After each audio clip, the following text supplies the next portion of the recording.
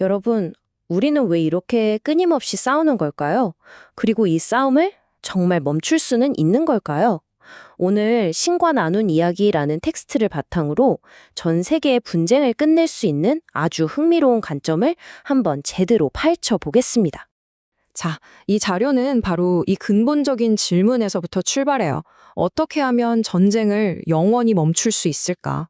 이 질문 자체가 벌써부터 우리가 지금껏 써온 방법들, 그러니까 뭐 정치라든지 군사력 같은 것들, 이게 진짜 해결책이 아니라는 걸 암시하는 것 같지 않나요? 이 텍스트의 주장은 이렇습니다. 국가 간의 갈등이 생기는 거, 이건 뭐 당연하다는 거예요. 사람들 개성이 다 다르듯이요. 하지만 그걸 폭력, 그러니까 전쟁으로 해결하는 건 그건 그냥 미숙함의 증거일 뿐이라고 아주 단호하게 이야기합니다. 결국 이 문장이 핵심을 꿰뚫는 것 같아요. 전쟁에서 이길 수 있다고 생각하는 한 너희는 전쟁을 벌일 것이다. 그러니까 진짜 문제는 갈등 그 자체가 아니라는 거죠. 바로 폭력으로 이길 수 있다고 믿는 그 생각, 바로 그게 문제라는 겁니다. 자, 그렇다면 이길 수 있다는 이 믿음을 어떻게 깰 수 있을까요? 이 텍스트에서는요, 일단 단기적인 해결책부터 제시합니다. 아주 정치적인 해법인데 바로 세계 정부라는 구상이에요. 그러니까 평화를 강제하기 위해서 새로운 세계 질서를 만들자는 건데요. 세 가지 핵심 요소가 있습니다. 첫째, 그 누구도 무시할 수 없는 구속력 있는 세계 재판소. 둘째, 어떤 강대국의 침략도 막을 수 있는 강력한 세계 평화유지군. 그리고 마지막으로 개별 국가의 힘을 뛰어넘는 그런 중앙 권력을 만들자는 거죠. 근데 여기서 되게 흥미로운 역설이 하나 나와요. 뭐냐면 평화를 지키려는 평화유지군이 예를 들어 어떤 독재자의 폭력을 멈추기 위해서 어쩔 수 없이 무력을 써야 할 수도 있다는 거죠.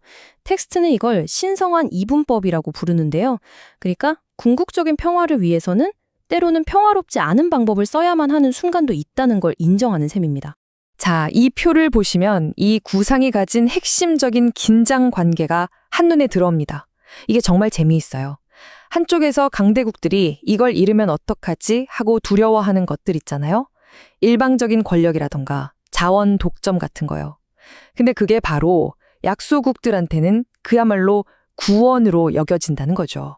권력과 자원의 재분배를 둘러싼 이 첨예한 대립, 이게 현실인 겁니다. 그리고 흥미롭게도 텍스트는 이런 비슷한 새로운 세계 질서를 꿈꿨던 실제 지도자들을 예로 들어요. 조지 H.W. 부시, 미하일 고르바초프, 지미 카터 같은 사람들이죠. 이 사람들 국제적으로는 정말 영웅 대접을 받았는데 아이러니하게도 정작 자기 나라에서는 외면당하고 말았다는 겁니다. 왜 그랬을까요? 자료는 이 지도자들이 당장 눈앞의 국가적 이익에만 집중하는 대중보다 너무 앞서 나갔다고 분석합니다. 그러니까 이게 뭘 말해주냐면요. 사람들한테 우리 눈앞의 이익을 넘어서 더 큰 그림을 보게 만드는 게 이게 정말 어려운 일이구나. 바로 그 핵심적인 난관을 보여주는 거죠. 자, 이런 정치적인 한계를 보다 보면 결국 더 근본적인 문제로 시선이 옮겨갈 수밖에 없어요. 이 텍스트도 세계 정부 같은 건 그냥 임시방편, 뭐랄까, 반창고 같은 거지 진짜 병을 고치는 근본적인 치료제는 아니라고 딱 잘라 말하거든요. 바로 여기서 이야기가 완전히 새로운 국면으로 접어듭니다. 만약 세계 정부가 그냥 단기 처방이라면 진짜 병은 대체 뭘까요? 우리에게 더 깊은 곳, 이 세계가 제대로 돌아가지 않는 진짜 원인을 들여다보라고 요구하는 겁니다. 그 진단은 아주 명확합니다. 문제는 정치가 아니라는 거예요. 이건 바로 가치의 위기라는 거죠. 우리 전 세계 시스템 자체가 완전히 잘못된 우선순위, 다시 말해 오로지 물질적인 부를 얻으려는 그 동기 하나만으로 돌아가고 있다는 겁니다. 심지어 이렇게까지 말합니다. 부라는 게 단순히 열심히 일해서 얻는 거라고 생각하냐는 거죠. 이건 의지의 문제가 아니라 대부분 기회의 문제라고요. 왜냐? 시스템 자체가 기회를 꽉 쥐고 있는 가진 자들에 의해서 짜여 있으니 애초에 공정한 경쟁이 아니라는 아주 날카로운 주장입니다. 이 도넛 차트를 한번 보세요. 텍스트에서 묘사하는 인류의 네 그룹을 아주 잘 보여주는데요. 가장 큰 부분을 차지하는 생존을 위한 투쟁, 그룹부터 시작해서 안정을 위한 노력, 더 많은 것을 향한 집착 그룹까지 정말 극소수의 사람들만이 이 물질적인 경쟁에서 벗어나 있다는 걸 한눈에 알 수 있습니다. 결국 이 말은 뭐냐면요. 인류의 압도적인 다수인 저 첫 세력 그룹은 전부 다 물질적인 관심사 때문에 움직인다는 거예요. 그쵸. 정말 하루하루 먹고 살기 위한 생존 투쟁에서부터 더 많은 부를 쌓으려는 끝없는 욕망까지 우리의 집단적인 에너지가 거의 전부 이 물질 세계에 갇혀 있다는 결론이 나옵니다. 자, 그렇다면 이 잘못된 동기가 진짜 질병이라면 치료법은 뭘까요? 텍스트는 여기서 아주 궁극적인 해결책을 제시합니다.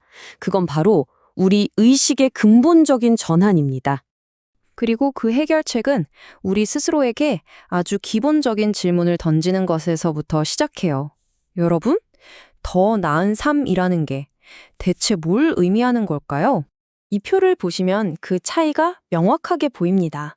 과거 우리가 생각했던 더 나은 삶이란 뭐였죠? 더 많은 돈, 더 많은 권력, 더 많은 소유물이었어요.